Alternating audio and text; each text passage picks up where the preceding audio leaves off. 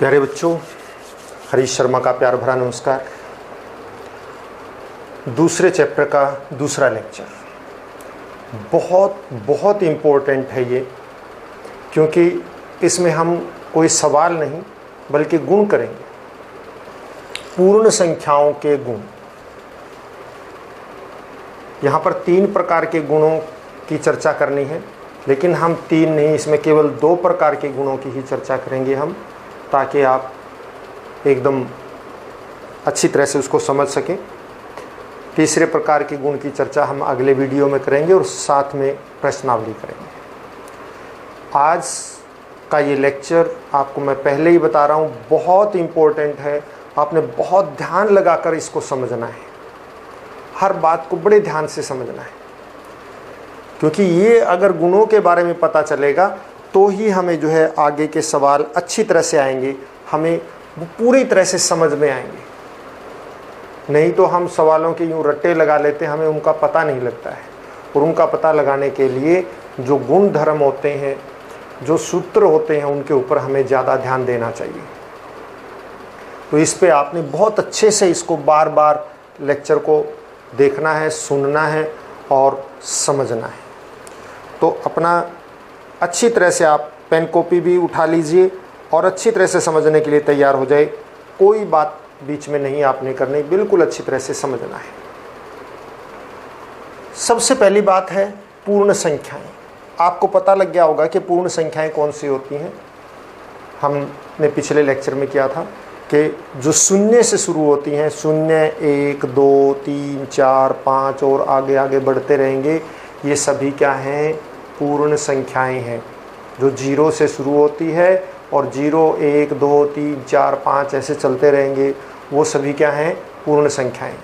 यदि 1 से प्रारंभ हो तो क्या होती हैं? प्राकृत संख्याएं। और अगर 0 से शुरू हो तो क्या होती हैं? पूर्ण संख्याएं। तो आपके दिमाग में सबसे पहले बात तो ये अच्छी तरह से होनी चाहिए कि पूर्ण संख्या होती कौन सी है। 0, 1, 2, 3, 4, 5, 6, 7, 8, 9, 10, 11, 12 और चलते रहेंगे इसी तरह से। ये सभी क्या हैं? पूर्ण संख्याएं हैं। अब आप देखिए किन्हीं 2 पूर्ण संख्याओं को लेके और जोड़ो। फिर देखिए जोड़ने के बाद जो संख्या आई वो किस प्रकार की है। आप अपनी मर्जी से कोई भी 2 ले सकते हैं। मैं यहाँ कोई भी उदाहरण लूँगा, लेकिन आप अपनी मर्जी से कोई और उदाहरण भी लेके कर सकते हैं। जैसे यहाँ पे मैं 5 में 7 जोड़ता हूँ। आप देखिए 5 पूर्ण संख्या है। हाँ है, क्योंकि शून्य यानी 0 से लेके आगे सारी पूर्ण संख्याएं हैं। तो 5 भी पूर्ण संख्या है, 7 भी पूर्ण संख्या है, और ये दोनों प्राकृत भी हैं, क्योंकि पूर्ण संख्याओं में प्राकृत संख्याएं भी आती हैं।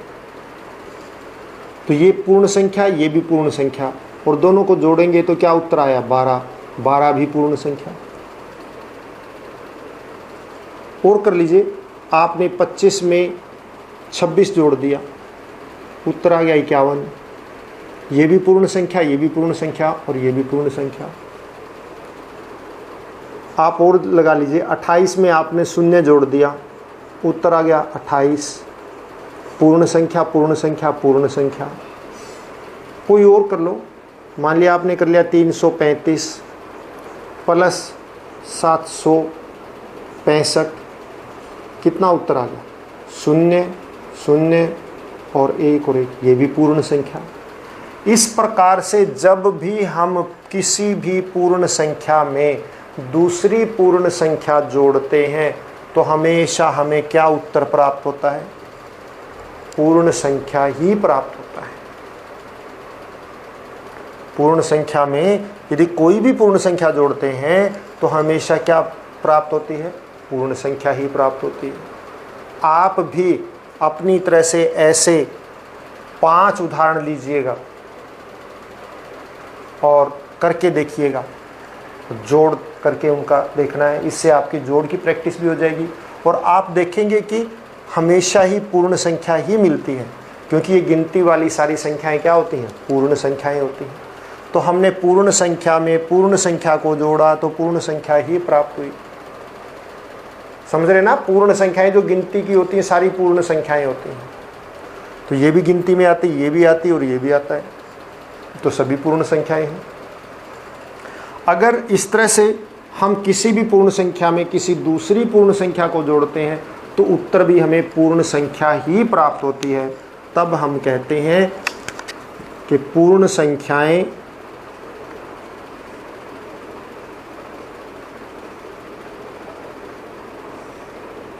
क्या कर रहे हैं, हम योग कर रहे हैं। ये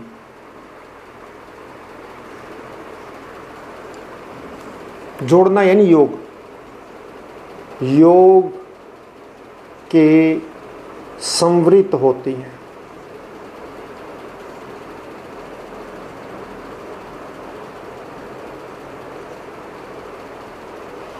क्योंकि जब भी हम पूर्ण संख्या में पूर्ण संख्या जोड़ते हैं उत्तर भी पूर्ण संख्या में ही आता है, तो ऐसे को बोलते हैं कि योग के संवृत हैं। क्योंकि जोड़ रहे हैं, जोड़ का मतलब योग, किस चीज़ को जोड़ रहे हैं, पूर्ण संख्या को। क्या कर रहे हैं, जोड़ रहे हैं, क्या प्राप्त हो रही है, पूर्ण संख्याएं। तो इसका मतलब इसको कहते हैं कि ये संवृत है। यानी इसका भाव है कहने का, जब भी दो या दो से ज़्यादा पूर्ण संख्याओं को जोड़ेंगे तो उत्तर भी पूर्ण संख्याओं में ही आएगा। इसका मतलब ये है। ये तो योग के लिए देख लिया।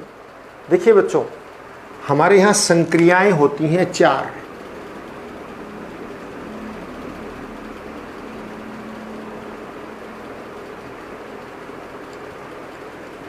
चार संक्रियाएं। संक्रियाएं क्या है, जैसे जोड़ना, योग यानी कि जोड़, व्यवकलन यानी कि घटाना, गुणन यानी कि गुणा करना, और भाग। नाम सबने सुन रखे हैं, सबको पता भी है, जोड़, घटा, गुणा, भाग। इन चारों को हम संक्रियाएं कहते हैं। क्या कहते हैं इनको, हम संक्रियाएं कहते हैं। जोड़, घटा, गुणा, भाग को क्या कहते हैं, संक्रियाएं कहते हैं। तो हमने पहली संक्रिया योग देखी, क्योंकि सबको जोड़ रखा है। तो इसमें पूर्ण संख्याएं क्या हैं, संवृत हैं योग के। यानी कि जब भी 2 या 3 या 4 या कितनी भी पूर्ण संख्याओं को हम जोड़ेंगे तो उत्तर में भी हमें क्या प्राप्त होगी, पूर्ण संख्या ही प्राप्त होगी।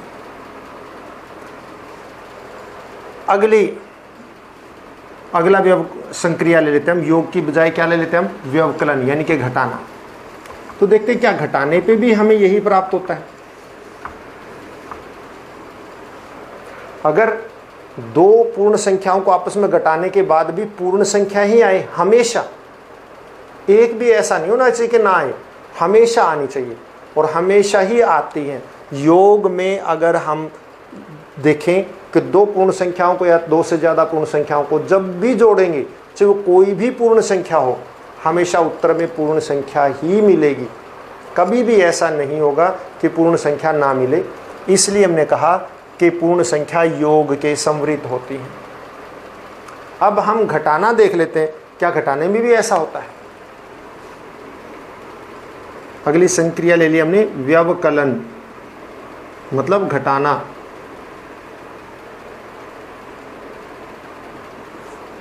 अब हम घटा के देखेंगे आपस में। अगर घटाने पे भी हमेशा पूर्ण संख्या आएगी तो हम कहेंगे कि ये पूर्ण संख्याएं व्यवकलन के संवृत होती हैं, और अगर नहीं आएंगी तो हम कहेंगे कि पूर्ण संख्याएं व्यवकलन के संवृत नहीं होती हैं। चलो देखते हैं होती हैं या नहीं होती हैं। 7 में से 5 घटाओ, उत्तर आ गया 2। 7 क्या था, पूर्ण संख्या। 5 क्या था, पूर्ण संख्या। 2 भी क्या है, पूर्ण संख्या। ये तो ठीक। चलो अब 7 में से 0 घटाओ, 0 घटा दिया, कितना आ गया, 7। पूर्ण संख्या, ये भी पूर्ण संख्या और ये भी पूर्ण संख्या, ये भी ठीक।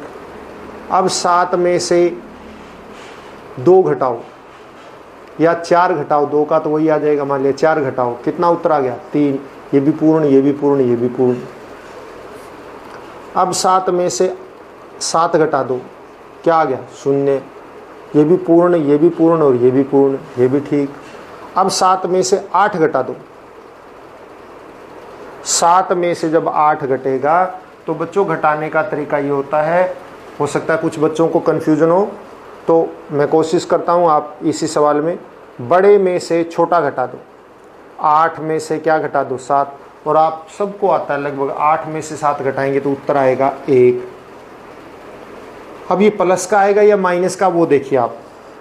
बड़ा कौन था इसमें? ये। इसके सामने कौन सा चिन्ह है? ये। तो बड़े के सामने जो चिन्ह होता है वो लगा दो। उत्तर आ गया -1। क्या -1 पूर्ण संख्याओं में था? नहीं था, क्योंकि हमने तो पूर्ण संख्याओं में क्या लिखा था?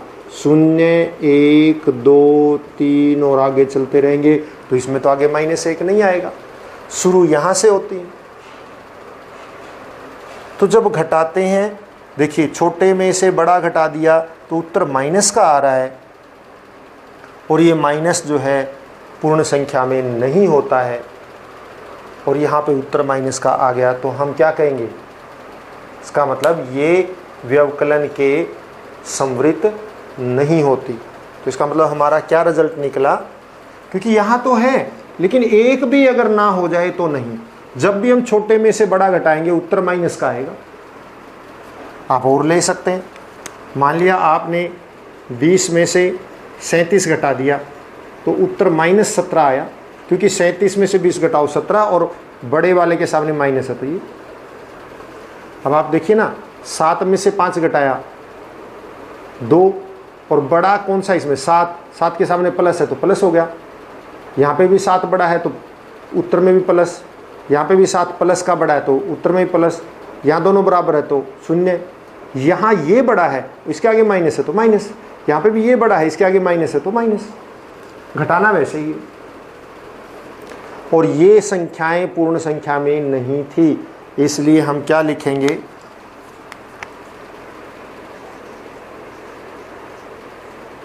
पूर्ण संख्याएं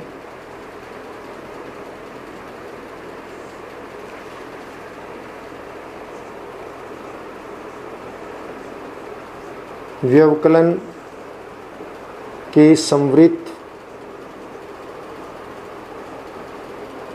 नहीं होती।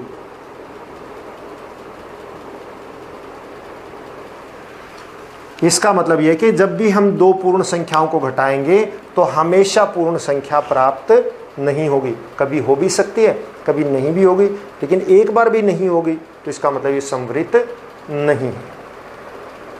समझ में आया? अब अगली संक्रिया क्या है? गुणन। गुणा करके देख लेते हैं। वही चीज, दो पूर्ण संख्याओं को गुणा करेंगे। अगर उत्तर में पूर्ण संख्या आती है हमेशा तो हम कहेंगे कि वो गुणन के समवृत्त हैं।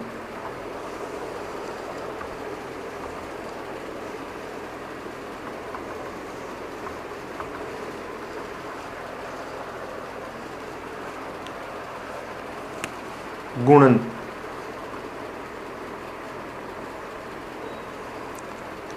आप कोई भी उदाहरण ले लीजिए। मान लिया आपने वही 5 को 7 से गुणा किया, उत्तर आया 35। ये क्या है? पूर्ण संख्या। ये भी क्या है? पूर्ण संख्या। ये भी क्या है? पूर्ण संख्या। ठीक। 5 को 0 से गुणा करो, उत्तर आ गया 0, क्योंकि किसी को भी 0 से किसी को भी गुणा कर दो उत्तर 0 ही हो जाएगा उसी टाइम। तो ये भी पूर्ण संख्या, ये भी पूर्ण संख्या और ये भी पूर्ण संख्या। आपने मान लिया 15 को 10 से गुणा किया, उत्तर आ गया 150। ये भी पूर्ण संख्या, ये भी पूर्ण संख्या और ये भी पूर्ण संख्या। इस प्रकार से जब भी हम 2 या 2 से ज़्यादा 3, 4, 5 से 10, 50, 100 कितनी संख्याओं को, पूर्ण संख्याओं को आपस में गुणा करेंगे तो उत्तर हमेशा क्या आएगा? पूर्ण संख्या ही आएगा और नहीं आएगी। पूर्ण संख्या ही आएगा हमेशा। तो फिर क्या हो गया? फिर हम क्या लिखेंगे? पूर्ण संख्याएं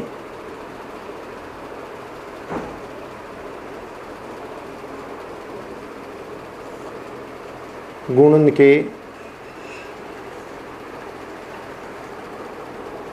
समवृत्त होती हैं।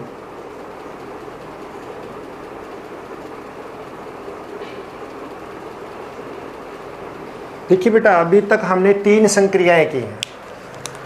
योग, जब भी 2 पूर्ण संख्याओं को या ज़्यादा को जोड़ते हैं तो हमेशा पूर्ण संख्या आती है, तो योग के लिए तो वो क्या है, संवृत है। व्यवकलन के लिए संवृत नहीं है। गुणन के लिए फिर संवृत हो गई। अब देखते हैं भाग के लिए क्या होता है।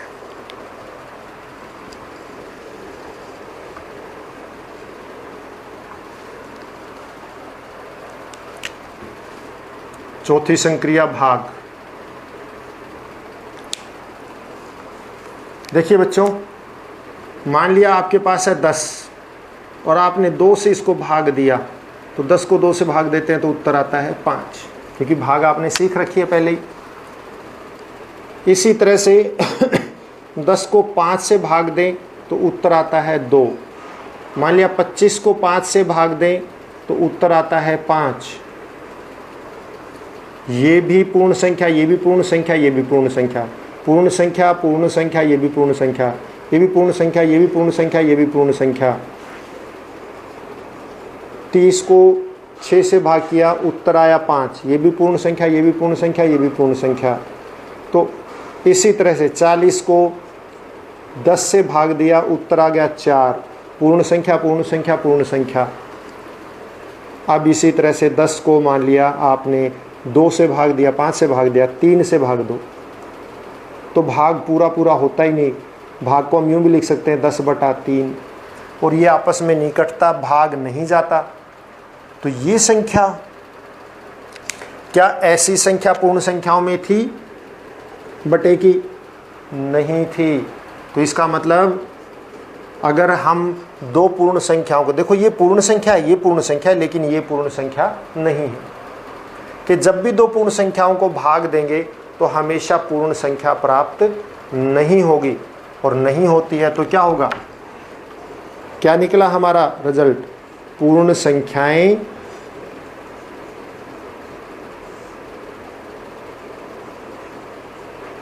भाग के संवृत नहीं होती। देखिए बच्चों, आपने क्या करना है, आपने ये वीडियो को ध्यान से सुनना है और सभी उदाहरणों को ध्यान से समझना है।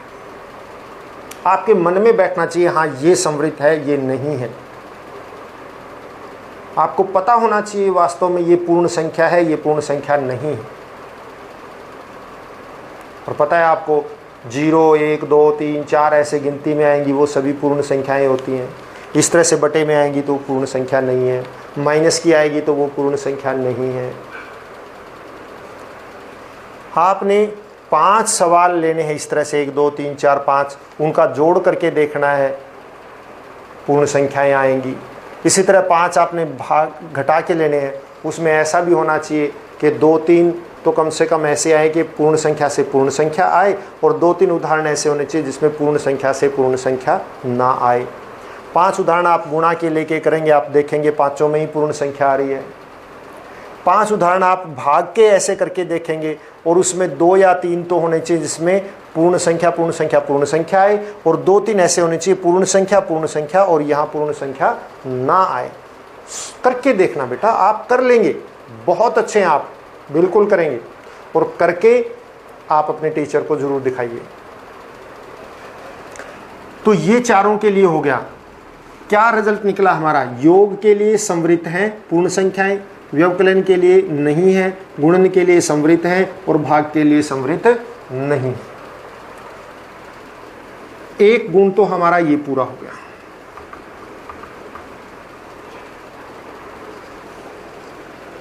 यही चारों संक्रियाएं चलेंगी हमारी। और अब अगला गुण हमारे सिलेबस में जो है वो है, देखिए कि हम क्रम विनिमेयता की बात करेंगे। ये क्रम विनिमेयता क्या है कि क्रम विनिमेयता सिर्फ हम योग और गुणन के लिए करेंगे, जोड़ने के लिए और गुणा के लिए। देखो क्रम विनिमेयता का मतलब क्या है, कौन सा गुण हम कर रहे हैं यहाँ पे? क्रम विनिमेयता।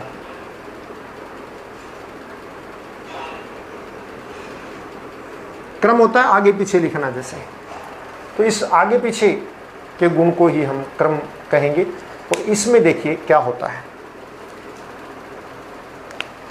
क्रम विनिमेयता गुण इस तरह से बेटा, देखो आपने वही बिल्कुल आसान सवाल लेते हैं, 5 में 2 जोड़ो, क्या उत्तर आता है 7, और 2 में 5 जोड़ो तो भी उत्तर क्या आता है 7।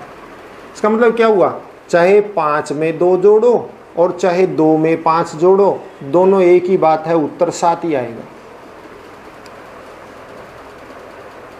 और उदाहरण ले लेते हैं, छोटा सा उदाहरण और लेंगे। मान लिया आपने 4 में 9 जोड़ दिया, कितना उत्तर आता है 13, और 9 में 4 जोड़ो, देखो पहले 4 बाद में 9, अब यहाँ पे पहले 9 फिर 4, उत्तर फिर भी 13। इसमें भी था पहले 5 फिर 2, फिर हमने पहले 2 ले लिया, 5 बाद में ले लिया, उत्तर एक ही जैसा रहा। तो इसमें भी देखिए क्या रहा कि चाहे 4 में 9 जोड़ दो, चाहे 9 में 4 जोड़ दो, उत्तर वही 13 रहेगा। ऐसे हम जोड़ करते वक्त संख्याओं को यदि आगे पीछे करके भी जोड़ेंगे तो उत्तर हमेशा ही समान आएगा, कभी भी नहीं बदलेगा। ये नहीं कि 5 में 2 जोड़े तो कुछ और उत्तर आए और 2 में 5 जोड़े तो कुछ और उत्तर आए, नहीं। किसी भी संख्या को आपस में आप आगे पीछे करके जोड़ेंगे तो उत्तर सदैव समान रहेगा। और उदाहरण ले लेते हैं, मान लिया आपने जोड़ दिया 325 में 250 जोड़ा, तो क्या उत्तर आया 575। जोड़ के देख लेना आप। फिर 250 में 325 जोड़ो तो भी उत्तर क्या आएगा 575, कोई फर्क नहीं पड़ा। इसका मतलब आपने क्रम चेंज कर दिया। देखो पहले ये है, दूसरे पे ये है, और दूसरे सवाल में क्या किया हमने, दूसरे पहले पे ये ले लिया और दूसरे पे ले लिया, क्रम बदल दिया, आगे वाला पीछे कर दिया, पीछे वाला आगे कर दिया, लेकिन उत्तर में कोई अंतर नहीं आता है। और इसी को क्रम विनिमेयता कहते हैं। चाहे 325 में 250 जोड़ो, चाहे 250 में 325 जोड़ो, कोई फर्क नहीं आएगा, कोई अंतर नहीं आएगा, वही रहेगा। तो ये क्या है, इसका मतलब पूर्ण, क्योंकि ये पूर्ण संख्या है, सारी पूर्ण संख्याएं हैं, इनमें कोई भी बिना पूर्ण संख्या के नहीं है। तो क्या हमारा रिजल्ट निकला, रिजल्ट ये निकला कि पूर्ण संख्याएं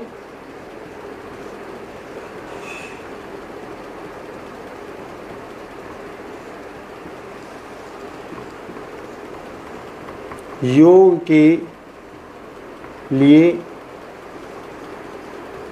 क्रम विनिमेय होती हैं।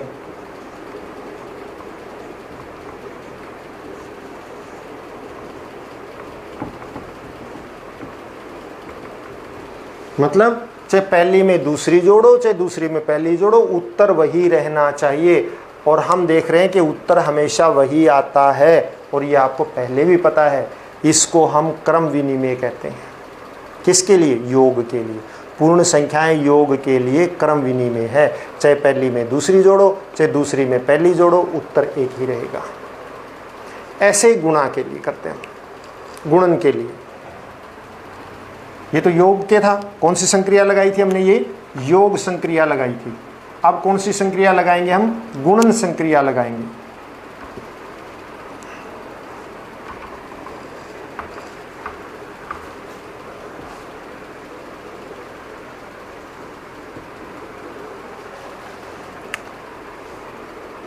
कौन सी संक्रिया, गुणन।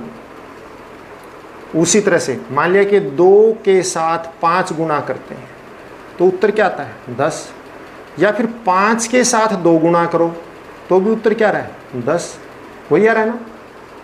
तो ऐसे को हम क्या बोलते हैं, यानी क्या हुआ, इसका मतलब चाहे आप 2 के साथ 5 गुणा करो और चाहे 5 के साथ 2 गुणा करो, उत्तर आपका एक समान ही रहेगा, नहीं बदलेगा। ये क्रम विनिमेयता है, किसमें, गुणन में। उसमें पहले वाले में हम जोड़ रहे थे, अब क्या कर रहे हैं, गुणा कर रहे हैं। चाहे पहले से दूसरे की गुणा करो, चाहे दूसरे की पहले से गुणा करो, उत्तर समान ही रहता है। तो ये क्रम विनिमेयता है। और लगा लो, आप मान लिया कि 10 की आपने 0 से गुणा कर दी, 0 उत्तर आएगा। चाहे 0 की 10 से गुणा कर दी तो भी 0 आएगा। क्रम विनिमय हो गया, कोई फर्क नहीं पड़ा। और उदाहरण ले लेते हैं हम। आपने जो है 15 को 5 से गुणा किया, 15 पंजे 75, फिर 5 को 15 से गुणा किया, मतलब आगे पीछे, इसको पहले लेके इससे गुणा किया या इसको इससे गुणा किया, उत्तर वही रहता है। तो इस स्थिति को क्या बोलते हैं? क्रम विनिमयता है ये। चाहे 15 को 5 से गुणा करो और चाहे 5 को 15 से गुणा करो, उत्तर समान रहता है। तो इससे हमारा क्या कंक्लूजन, क्या रिजल्ट निकल रहा है, क्या परिणाम निकल रहा है? परिणाम ये निकल रहा है कि पूर्ण संख्याएं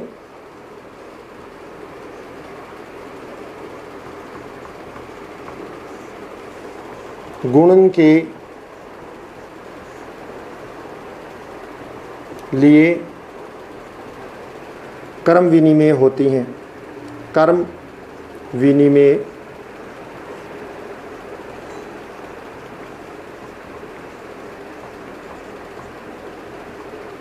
आपने इसी तरह से बेटा क्रम विनिमयता के लिए भी 5 सवाल जोड़ के करने हैं। एक बार पहली में दूसरी जोड़ो, फिर दूसरी में पहली जोड़ो, उत्तर समान आएंगे। इसी तरह 5 सवाल गुणा के करने हैं, पहली में दूसरी, दूसरी में पहली गुणा, उत्तर वही आएगा। और आप फिर कहेंगे कि ये क्रम विनिमय है, योग के लिए भी और गुणन के लिए भी। देखिए गुण और भी हैं बेटा, लेकिन ये ना हो कि सारे आपस में मिल जाएं, तो इसलिए आपने संवृत्त वाले भी करने हैं 5-5 सवाल, 5 योग के लिए, 5 व्यवकलन के लिए, 5 गुणन के लिए और 5 भाग के लिए। और इसी तरह से आपने क्रम विनिमयता के लिए भी 5 योग के लिए और 5 गुणन के लिए करना है। बहुत सारे हो गए हैं, आप खुद देखेंगे और आप हमेशा लिखेंगे कि ये क्रम विनिमय है या नहीं है। तो योग और गुणन के लिए पूर्ण संख्याएं क्रम विनिमय होती हैं। आज के इस लेक्चर के लिए इतना ही, इस लेक्चर में इतना ही। और आप अगले में हम एक गुण और अगली एक्सरसाइज 2.2 करेंगे। आशा है आपको समझ में आया होगा। और मेरी फिर रिक्वेस्ट है आपसे, आप इस वीडियो को कम से कम 2 या 3 बार देखिए और बिल्कुल शांत चित्त होकर, कोई और दूसरी बात नहीं सोचनी, सिर्फ उसी को बार बार हर बात को समझना है। और बार बार इसको आप देखिए, आपको ज़रूर समझ में आएगा। घर पर रहें, स्वस्थ रहें, खुश रहें और बड़ों का कहना मानें। Have a nice day.